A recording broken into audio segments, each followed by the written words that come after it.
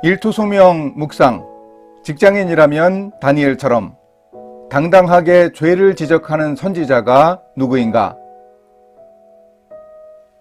주전 562년에 느부갓네살 왕이 죽은 후 그의 아들 에윌모로닥이 2년간 바벨론을 통치했습니다.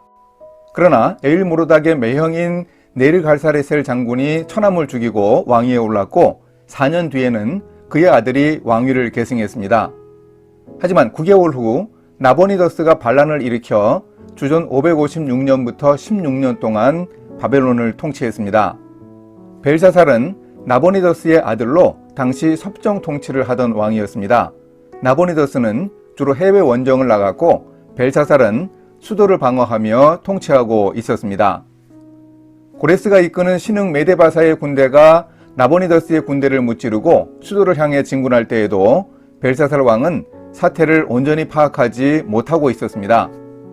벨사살이 수비하던 바벨론 궁이 천혜의 요새였고 막강한 방어 진지를 구축하고 있었기 때문입니다.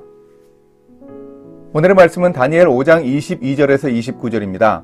벨사살이여, 왕은 그의 아들이 되어서 이것을 다 알고도 아직도 마음을 낮추지 아니하고 도리어 자신을 하늘의 주제보다 높이며 그의 성전 그릇을 왕 앞으로 가져다가 왕과 귀족들과 왕후들과 후궁들이 다 그것으로 술을 마시고 왕이 또 보지도 듣지도 알지도 못하는 금, 구리, 쇠와 나무, 돌로 만든 신상들을 찬양하고 도리어 왕의 호흡을 주장하시고 왕의 모든 길을 작정하시는 하나님께는 영광을 돌리지 아니한지라. 이러므로 그의 앞에서 이 손가락이 나와서 이 글을 기록하였나이다. 기록된 글자는 이것이니 곧 메네 데겔 우바르시니라. 이 글을 해석하건대 메네는 하나님이 이미 왕의 나라의 시대를 세워서 그것을 끝나게 하셨다 하며, 데겔은 왕을 저울에 달아보니 부족함이 보였다 하며, 베레스는 왕의 나라가 나뉘어서 메대와 바사 사람에게 준바되었다 함이니이다 하니, 이에 벨사살이 명하여 그들이 다니엘에게 자주색 옷을 입히게 하며 금사슬을 그의 목에 걸어주고 그를 위하여 조서를 내려 나라의 셋째 통치자로 삼으니라. 벨사살 왕은 60여 년 전 느부갓네살 왕이 예루살렘 성전에서 약탈해온 금은 그릇으로 술을 마시며 하나님을 조롱하고 자기의 신들을 찬양했습니다.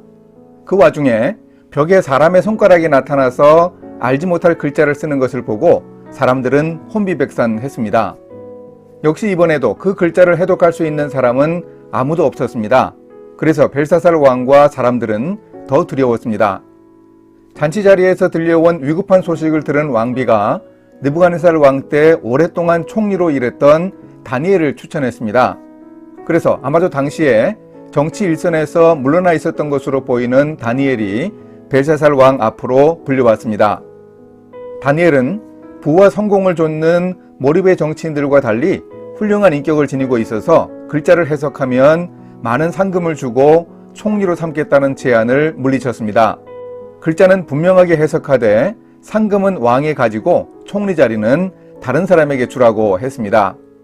그 후 다니엘은 하나님이 쓰신 벽의 글자를 정확히 해석하여 조금도 흐트러짐 없는 자세로 왕에게 해석을 알려주었습니다.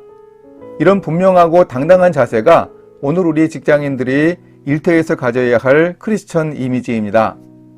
당당하게 자신의 능력을 발휘하여 사람들에게 인정받을 뿐만 아니라 훌륭한 인격도 갖추고 있어서 존경받는 모습입니다. 다니엘은 글자를 해독하기 전에 벨사살 왕에게 바벨론의 역사를 회고하도록 했습니다.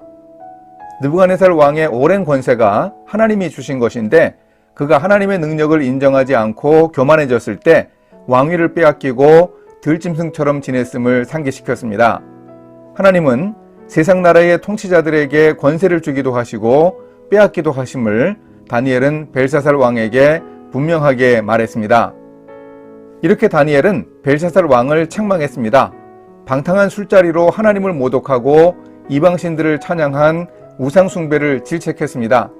그리고 다니엘은 하나님이 이미 왕의 나라의 시대를 세워서 끝나게 하셨고 왕이 저울에 달려서 부족하였고 왕의 나라가 나뉘어 메대와 바사 사람에게 준바되었다라는 문자의 해석을 왕에게 알렸습니다.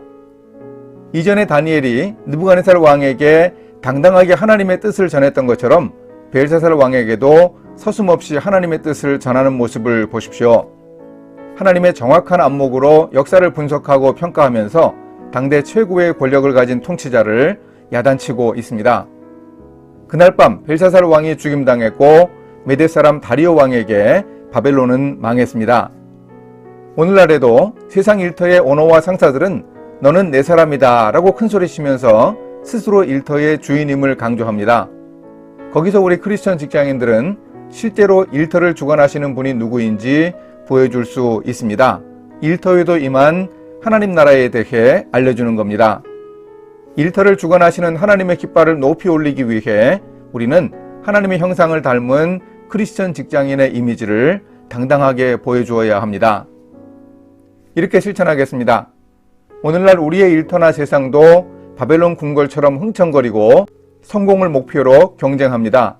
다니엘처럼 죄를 지적하고 하나님의 뜻을 전하기 위해 세상을 바라보는 안목과 영성을 위해 노력하겠습니다. 탁월한 능력과 훌륭한 인격도 가지기 위해 노력하겠습니다. 함께 기도하십니다. 하나님 아버지, 세상과 일터에서 당당하게 상황을 진단하고 구체적으로 나아갈 방향을 제시하며 결국 일터의 변화를 가능하게 할 일터의 선지자가 될 수 있게 도와주소서. 다니엘처럼 성령 충만하게 주님이 함께하여 주소서. 예수님의 이름으로 기도합니다. 아멘.